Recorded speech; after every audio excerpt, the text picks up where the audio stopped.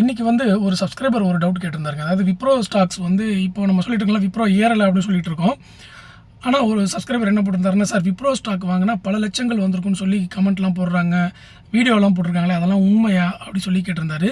இப்போ வந்து விப்ரோ வாங்கலாமா அப்படின்னு. இப்போ விப்ரோ வாங்கலாமா வாங்க வேணாமா அப்படின்றத விட அந்த உண்மையான விஷயம் என்ன அப்படின்னு புரிஞ்சுக்கணும் நம்ம. நான் வந்து ஐடிசிக்கு வீடியோ போட்டிருக்கேன். ஐடிசியோட ஃபுல் ஹிஸ்ட்ரியை வந்து அனாலிசிஸ் பண்ணி வீடியோ போட்டிருக்கேன், டேட்டா எடுத்து போட்டிருக்கேன்.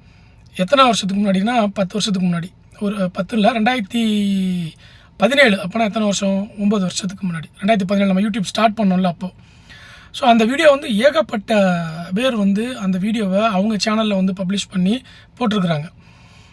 ஏன் அப்படின்னா அதில் லாங் டேர்ம் இன்வெஸ்ட்மெண்ட்டாக நீங்கள் போகும்பொழுது நல்ல ப்ராஃபிட் வந்து கிடைக்குங்க. ஓகே, எப்படி நான் ஐடிசி ஸ்டாக்கில் போடுங்கன்னு நான் சொல்லலை, நான் ரெக்கமெண்டேஷன் அட்வைஸோ பண்ணலை. நீங்கள் நீண்ட கால முதலீடு அப்படின்ற ஒரு மைண்ட் செட்டுக்கு வரும்பொழுது நல்ல லாபத்தை வந்து ஒரு ரீட்டைல் இன்வெஸ்டர்ஸ் வந்து பார்க்க முடியும். நம்ம எங்கே டைவர்ட் ஆகிறோம் அப்படின்னா, பங்குச்சந்தையில் வந்து சம்பாதிக்கணும் அப்படின்னு நினச்சி வரும்போது தான் நம்ம வந்து டைவர்ட் ஆகிடுறோம். பங்குச்சந்தையில் வந்து சம்பாதிக்கணும் அப்படின்ட்டு வரவே வராதிங்க. பங்குச்சந்தையில் முதலீடு பண்ணணும் அப்படின்னு சொல்லிட்டு மட்டும் வாங்க. மாதம் மாதம் சம்பாதிக்கணும், 10 நாளைக்கு ஒரு தடவை பணம் எடுக்கணும், 20 நாளைக்கு ஒரு தடவை பணம் எடுக்கணும் அப்படின்னு சொல்லிட்டு வந்தீங்கன்னா நீங்கள் உங்கள் வேலையும் விட்டுட்டு பங்குச்சந்தையிலும் சக்ஸஸாக வர முடியாது. ஆனால் அன்லக்கீலி யூடியூப்பு, சோஷியல் மீடியா எல்லாருமே என்ன சொல்கிறாங்கன்னா, ட்ரேடிங் பண்ணுறதுக்கு தான் வந்து ரெக்கமெண்டேஷன்ஸ் பண்ணுறாங்க.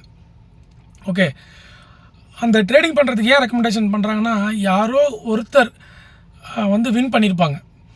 ஓகே, 100ல் ஒருத்தர் வின் பண்ணியிருப்பாங்க. அந்த வின்னிங்கை வச்சு ஒரு பெரிய இண்டஸ்ட்ரியாக ரன் ஆகிட்டு இருக்குது. இப்போ நான்லாமே என்னையுமே நீங்கள் அதை வந்து சேர்த்துக்கலாம். இப்போ நான் வந்து டிமார்ட் அக்கௌண்ட் ஓப்பன் பண்ண சொல்கிறேன்னா, என்ன மாதிரி ஒரு இந்தியாவில் பார்த்தீங்கன்னா ஒரு 50,000 பேர் இருப்பாங்க டிமார்ட் அக்கௌண்ட்டு செல் பண்ணுறதுக்குன்னே. ஓகேவா, இன்ஃப்ளூயன்சர்ஸ் இருப்பாங்க, அவங்களுக்குலாம் இதுதான் பிஸ்னஸ். ஓகே, அதுக்கப்புறம் பார்த்தீங்கன்னா மியூச்சுவல் ஃபண்டு சேல்ஸ் பண்ணுறவங்க, அப்புறம் ட்ரேடிங் கோர்ஸ் சேல்ஸ் பண்ணுறவங்க, ட்ரேடிங் வந்து கோர்ஸ் நான் பண்ணுறேன் அப்படின்னு சொல்லிட்டு, அப்புறம் லீகலாகவும் இல்லீகலாகவும் ரெக்கமெண்டேஷன்ஸ் கொடுக்குறவங்க, அவங்க பிஸ்னஸ். ஸோ அது வந்து ஒரு இண்டஸ்ட்ரி ஸ்டாக் மார்க்கெட்டுங்கிறது. இப்போ நம்ம என்ன பண்ணுறோம், அந்த இண்டஸ்ட்ரியில் யார் யாரெல்லாம் என்னென்ன சொல்கிறாங்களோ அதெல்லாத்தையும் கேட்டுக்கிறோம். அதில் அதிகமாக சொல்கிறது வந்து ட்ரேடிங் பற்றி தான் வருது. நீங்கள் ஒரு வீடியோவை நீங்கள் ஸ்க்ரோல் பண்ணிங்கன்னா ஸ்டாக் மார்க்கெட்டுன்னு போட்டுட்டு ட்ரேடிங் பற்றி 90 வீடியோ வரும். ஒரு 5 வீடியோ தான் இன்வெஸ்ட்மெண்ட்டுக்கு வரும். ஓகே, எல்லாருமே செய்யாத விஷயம் எதுவோ அங்கே தான் ப்ராஃபிட் ஒளிஞ்சிருக்கும். ஓகே, அதனால் இன்வெஸ்ட்மெண்ட் பண்ணிவிட்டு நம்ம நீண்ட கால முதலீடாக பொறுமையாக இருந்தோம் அப்படின்னா அப்போ லாபம் வருங்க. இப்போ நான் என்னோடதே பார்த்துக்கிட்டே என்னோடய போர்ட்ஃபோலியோவே நான் வந்து என்ன பண்ணுவேன்னா, புதுசாக ஸ்ட்ராட்டஜி கண்டுபிடிக்கிறதுக்கு காசு இப்போ ஒரு 10,000 வந்துச்சுன்னு வச்சுக்கோங்க. அந்த 10,000 எடுத்து ஒரு ஸ்ட்ராட்டஜியை நான் ஐடென்டிஃபை பண்ணுறதுக்காக என்ன பண்ணுவேன்னா, அந்த 10,000 இன்வெஸ்ட்மெண்ட் பண்ணிவிடுவேன். ஏதாவது ஒரு டெக்னிக்கல் அனாலிசிஸ் இல்லை இண்டிகேட்டரு இல்லை ஏதாச்சும் ஒன்று போட்டு அந்த 10,000 காலி பண்ணிவிடுவேன். அப்போது அதெல்லாம் நான் கன்சாலிடேட் பண்ணி பார்க்கும்பொழுது, நான் 7 வருஷத்துக்கு முன்னாடி எந்த ஸ்டாக்கில் நான் ட்ரேட் பண்ணேன் எனக்கு நல்லா ஞாபகம் இருக்குது. நான் அப்போலோ ட்ரேடில் ட்ரேட் எடுத்திருக்கேன். ரெகுலராக எடுக்கிறது அப்போலோ டயர், டிஎல்எஃப், அப்புறம் வந்து இன்னும் 2-3 கம்பெனிலாம் இருக்குது. அதெல்லாம் வந்து ரெகுலராக பண்ணுவேன். அந்த கம்பெனியை வாங்கி வச்சுட்டு சும்மா விட்டுருந்தேன்னா இந்நேரம் வந்து நான் இவ்வளோ ரிசர்ச் பண்ணி, இவ்வளோ இண்டிகேட்டர் கற்றுக்கிட்டு, இவ்வளோ டெக்னிக்கலெல்லாம் வந்து லேர்ன் பண்ணி வச்சு மூளை கசங்கி போனதுக்கு சும்மா இருந்திருந்தேன்னா நான் இந்நேரம் வெல்த் கிரியேஷனை க்ரியேட் பண்ணியிருக்கலாம். ஓகே, அப்போது என்ன இதில் எனக்கே லேர்னிங் வருது அப்படின்னா, நம்ம இன்வெஸ்ட்மெண்ட் பண்ணிவிட்டு சும்மா இருந்தால் போதும். அதில் இன்னொரு விஷயம் என்னென்னா, இன்னொரு விஷயம் வந்து எல்லாருமே கவனிக்க வேண்டிய விஷயம், நீங்கள் கேபிட்டல் அதிகமாக இருக்குன்னா அவங்க என்ன பண்ணுவாங்கன்னா, சிஸ்டமேட்டிக் வித்ட்ராவல் பிளான் வந்து பண்ணுவாங்க.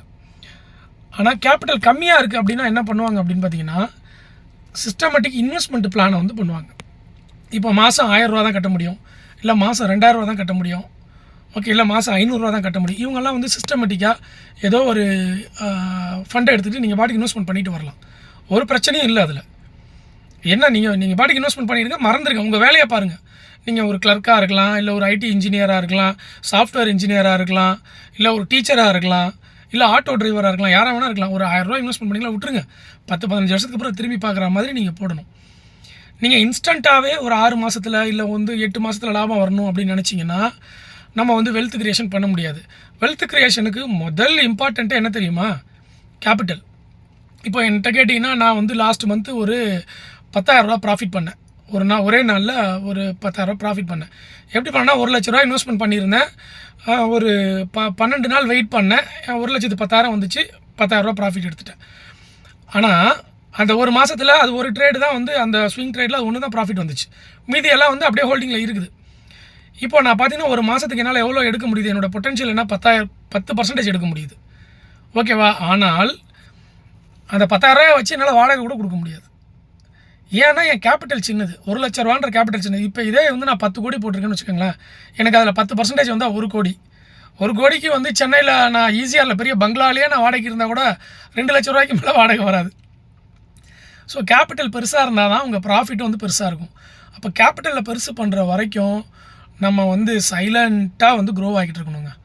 ஓகே, 1000 சேர்த்துட்டு வாங்க, 2000 சேர்த்துட்டு வாங்க. டைம் கிடைக்கும் போதெல்லாம் எக்ஸ்ட்ரா பணம் 100, 50, 500, 1000, 2000, 3000, 5000, 10,000 தீபாவளி போனஸ் இந்த மாதிரிலாம் நம்ம பணத்தை சேர்த்து ஒரு 10 வருஷம் வந்ததுக்கப்புறம் தான் கேபிட்டல் பெருசாகும். கேபிட்டல் பெருசானதுக்கப்புறம் நீங்கள் இன்வெஸ்ட்மெண்ட் பண்ண முடியுமானா கண்டிப்பாக பண்ண மாட்டீங்க. அப்போ என்ன பண்ணணும்னா இன்வெஸ்ட்மெண்ட்டையும் பண்ணணும், கேபிட்டலையும் பெருசு பண்ணணும். அந்த மெத்தடு தான் எஸ்ஐபி. நீங்கள் இந்த மாதம் 500 ரூபா தான் வச்சுருக்கீங்க, கேபிட்டல் பெருசு பண்ணதுக்கப்புறம் தான் இன்வெஸ்ட்மெண்ட் பண்ண முடியும்னா நம்ம எந்த காலத்தில் பண்ணுறது? அப்போ அந்த 500 ரூபாயை கொண்டு போய் நீங்கள் கேபிட்டல் பெருசு பண்ணுறதுக்கு எஸ்ஐபியில் பார்க் பண்ணுறீங்கன்னா அது இன்வெஸ்ட்மெண்ட்டாகவும் ஆகிடும், கேபிட்டலில் பெருசாக்கிறதுக்கான ஒரு வாய்ப்பாகவும் மாறிடும். ஒரு 25 வருஷம் கழிச்சு இல்லை ஒரு 20 வருஷம் கழிச்சு நீங்கள் பார்க்கும்பொழுது உங்களுக்கு நல்ல ஒரு ரிசல்ட் கிடைக்கும். ஏன் 20 வருஷம்? சில நேரங்களில் 5 வருஷத்தில் இப்போ கோவிட்டில் 2019 இன்வெஸ்ட்மெண்ட் பண்ணவங்க அடுத்த 3வது வருஷமே வந்து 5 மடங்கு லாபம் பார்த்தாங்க. ஓகேவா? கோவிட் அப்போ 2019 ஒரு கிராஷ் வந்துச்சுல, 2020 கிராஷ் வந்துச்சுல, அதில் இன்வெஸ்ட்மெண்ட் பண்ணவங்க 2-3 வருஷத்துலேயே 5 மடங்கு லாபம் பார்த்துட்டாங்க. எப்படின்னா அதுதான் டைம் மார்க்கெட்டில். நீங்கள் 20 வருஷம் அப்படின்னு இப்போ சொல்கிறாங்கன்னா 20 வருஷம் வெயிட் பண்ணி ஆகணுன்ற கட்டாயம்லாம் கிடையாது. உங்களுடைய லக்கு, நம்மளுடைய மார்க்கெட்டோடைய சுச்சுவேஷனை பொறுத்து சில பேருக்கு 2 வருஷத்துலேயே 3 மடங்கு ஏறிடலாம், சில பேருக்கு 5 வருஷம் ஆகும், சில பேருக்கு 8 வருஷம் ஆகும், சில பேருக்கு 10 வருஷம் ஆகும், மார்க்கெட்டோடைய பொசிஷனை பொறுத்து. ஸோ அதனால் அதை வந்து நீங்கள் என்ன பண்ணணும் அப்படின்னா, ஒரு அந்த கேபிட்டலை பில்டு பண்ணுறோம், ரிட்டர்ன்ஸையே எடுக்கிறோம், இது வந்து ஒரு முதலீடு அப்படின்ற ஒரு டிசிப்ளினோடு போகணும். அதை விட்டுட்டு ட்ரேடிங் பண்ணி இன்ஸ்டண்ட்டாக பணம் சம்பாதிக்கணும் அப்படின்னு நினச்சிங்கன்னா நீங்கள் வச்சுருக்கிற கேபிட்டலுக்கு நிறைய பணமும் சம்பாதிக்க முடியாது. நம்பர் 1. நம்பர் 2, நீங்கள் வந்து பல்காக இன்வெஸ்ட்மெண்ட் பண்ணி லாஸ் பண்ணிட்டீங்கன்னா அதை விட்டதை பிடிக்கிறதுக்காக ரிவெஞ்ச் ட்ரேட் பண்ணி மொத்த பணமும் போயிடும். ஓகே, அதனால் மிடில் ஃபேமிலியாக இருக்கிறவங்களுக்கு உண்மையிலே நல்ல வாய்ப்பு எதுன்னா இந்த மாதிரி எஸ்ஐபியாக பண்ணுறது தான். ஆனால் நல்ல ஃபண்டாக பார்த்து போடுறது, இல்லை நல்ல ஸ்டாக்ஸாக பார்த்து போடுறது, இதெல்லாம் கொஞ்சம் நீங்கள் வந்து பெட்டராக சூஸ் பண்ணிக்கணும். ஒன்றும் பெரிய விஷயம் இல்லைங்க. இந்தியாவுடைய குரோத்தை பார்த்தீங்கன்னா 95% எல்லா பங்குகளும் உயர்ந்து தான் இருக்குது. 5% பங்குகள் தான் டவுன் ஆகிருக்கு. ஓகே, மீதி 95% பங்குகள் உயர்ந்து இருக்குது. அப்படின்றப்போ நீங்கள் மியூச்சுவல் ஃபண்டு போடலாம், இல்லை வந்து ஈக்விட்டியில் வந்து உங்களுக்கு செலக்ட் பண்ண தெரியுதுன்னா அதில் பண்ணலாம். எல்லாமே சிம்பிள் மெத்தடு தான். நீங்கள் அதை ஃபாலோ பண்ணால் போதும். ஃபாலோ தான் பண்ண முடியாது இங்கே. ஏன்னா இப்போ நான் வீடியோ போடுறேன்ல, நானே இதை 50% தான் என்னால் ஃபாலோ பண்ண முடியும். எனக்கு தெரியுது எல்லாம் பண்ண முடியுது. ஆனால் நம்மளுடைய family situation, financial situation, okay, ரொம்ப இக்கட்டான சூழ்நிலை வரும்பொழுதெல்லாம் நம்மளால் இதை ஃபாலோ பண்ண முடியாது. அப்படியும் துரிதமாக நம்ம வந்து ரொம்ப ஸ்ட்ராங்காக ஒரு விடாபிடியாக ஃபாலோ பண்ணோம்னா ஜெயிச்சிடலாம். ஓகே, ஏன்னா இப்போது இவ்வளோ விஷயம் நான் இதை 10 வருஷமாக பார்த்துட்டு வரேன். எனக்கே ஃபாலோ பண்ணுறதுக்கு வந்து நிறைய தடங்கள் வரும், ஏதாவது ஒரு தடங்கள் வந்துடும். கரெக்டாக லாஸ்ட் இயர்லாம் பார்த்திங்கன்னா நல்ல போர்ட்ஃபோலியோ பில்ட் ஆகிட்டே இருந்தது. ஓரளவுக்கு வந்து கேபிட்டல் இன்க்ரீஸ் பண்ணிட்டேன். கரெக்டாக 2 பசங்களுக்கும் வந்து ஃபீஸ் கட்டுற மாதிரி வந்துருச்சு. 2 பசங்களுக்கும் 2 லட்ச ரூபா ஃபீஸ் கட்டணும், வேன் ஃபீஸ் கட்டணுன்னு அந்த போர்ட்ஃபோலியோவை கழிச்சு எடுத்தேன். அவ்வளோதான், அதை விட்டுட்டேன். திருப்பி புதுசாக ஒரு போர்ட்ஃபோலியோ, என்னோட போர்ட்ஃபோலியோ பார்த்தீங்கன்னா ஆல்ரெடி இப்போ 2 வருஷத்துக்கு முன்னாடி இருந்த போர்ட்ஃபோலியோ இன்றைக்கி வேறு லெவலில் ஏற்றம் கொடுத்துருக்கு. ஆனால் நான் என்ன பண்ணிட்டேன், ஃபீஸுக்காக அதை கழிச்சு எடுத்தேன், திருப்பி வேறு ஒரு போர்ட்ஃபோலியோ பில்டு பண்ணிட்டேன், அந்த போர்ட்ஃபோலியோவே மறந்துட்டேன்.